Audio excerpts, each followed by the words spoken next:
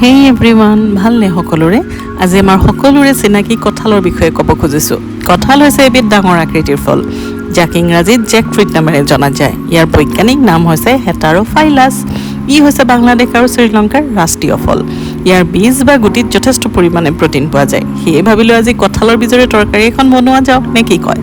সুন্দৰকৈ বাকলি গুচোৱাৰ পিছত কঁঠাল গুটিকেইটা কেৰাহী এখনত পানী গৰম কৰি তাত বহাই দি সোৱাদমতে অকণমান নিমখ দি এচামুচ কলৰ খাৰ লগতে দি খুন্দনাত মিহিকৈ খুন্দি লোৱা আদা আৰু জলকীয়া বটা দি হালধিৰ সৈতে মিহলাই ঢাকোন মাৰি সিজিবলৈ দিলোঁ। ঢাকোনখন প্ৰায় 10 মিনিটমানৰ পিছত খুলি মিহিকৈ কাটি লোৱা আদাৰ পাত দি পানী কমিবলৈ দিলোঁ। পানী কমি আহিলে আমাৰ গৰম গৰম আদাৰ পাতৰ সৈতে কঁঠাল গুটি খাৰ ইজ ৰেডি। এতিয়া একেবাৰে শেষত মোৰ হেপী টাইম, প্লেটিং টাইম।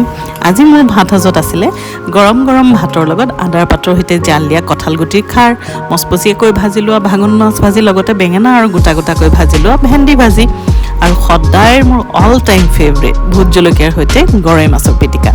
আজি ভিডিঅ'টো ইমানেই। ভিডিঅ'টো ভাল লাগিলে লাইক, শ্বেয়াৰ আৰু কমেণ্ট নকৰাকৈ নাথাকিব দেই, আৰু ছাবস্ক্ৰাইবো কৰিব। থেংক ইউ, বাই।